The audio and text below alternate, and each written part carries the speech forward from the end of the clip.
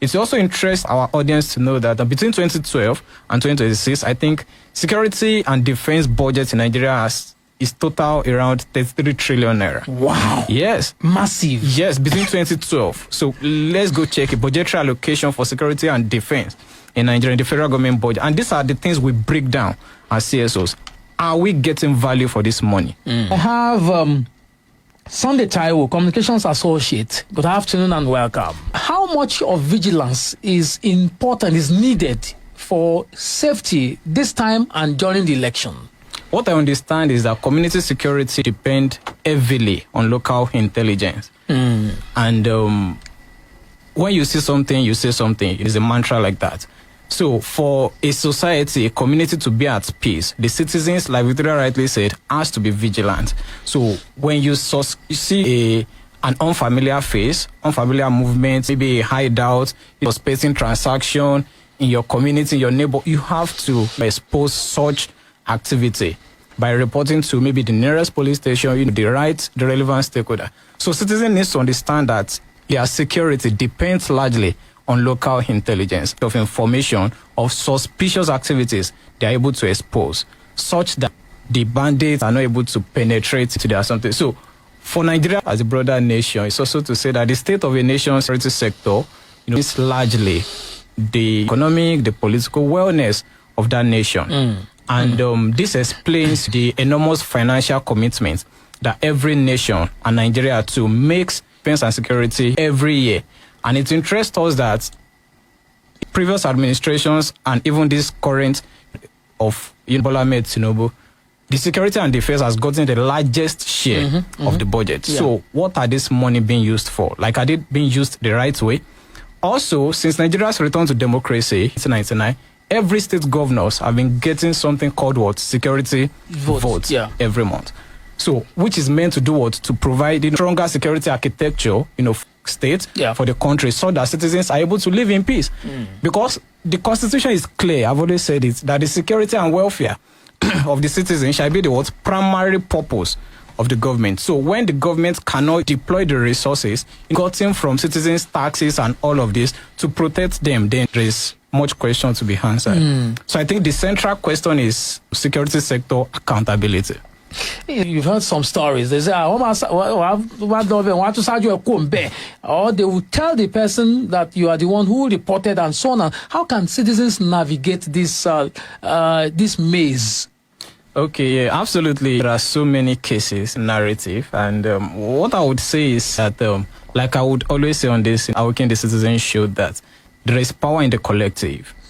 Every community, every society has a leader, either traditional leader, religious leader, or something. So if you can't approach the police station or government agencies by yourself, then report to your leader, to the community leader, who can then escalate. Or if you have a union, so there is no way you will go as a union and an individual will be roped, because it's a union, it's a body, it's a group.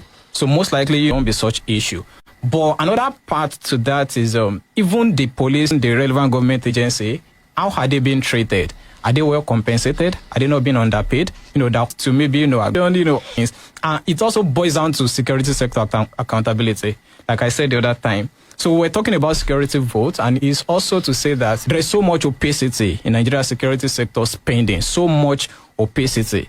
And one of the things they hide on that, so to speak, is that the issues are, and maybe the law protects some things. So many corruption is hidden under that clause. And there is a Freedom of Information Act to request for information. And there are actually clause closure for certain information that are likely maybe injury to national defense. But there are also provisions for the provision of basic information like payment of operational procurement and all to citizens, because they do not constitute any injury to anything. But they always, under and all of that. And in many cases, of corruption, you are much experienced in this space and would have many, issues like that.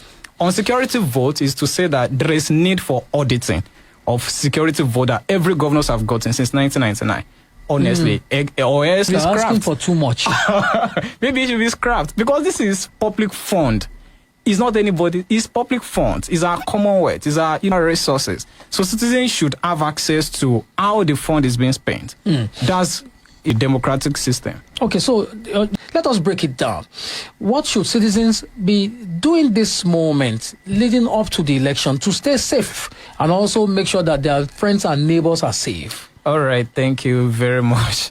So I'll start by saying that at PLSI, Paradigm Leadership Support Initiative, we understand this narrative too, and that's what informed the topic, that we are considering today. So it's just to say that Victoria said a lot, but what I would like to contribute is the part of responsible parenting, because I would like to say that every bandit, every terrorist come from a family. Yeah.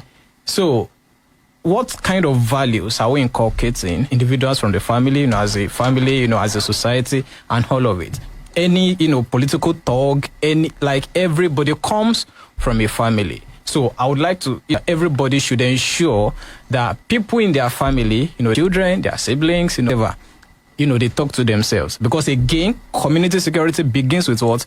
With local intelligence, with community intelligence, with the community consciousness. Like you said the other time that there is so much power in being an informed citizen. So let's also test security points for ourselves.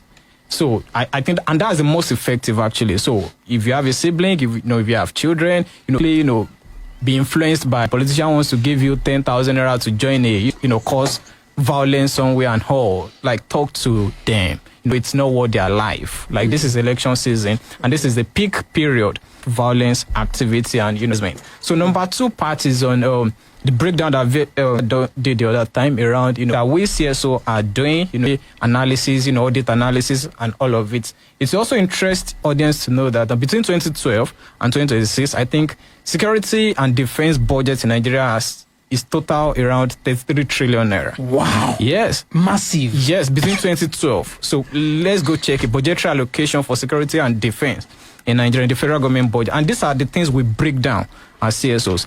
Are we getting value for this money?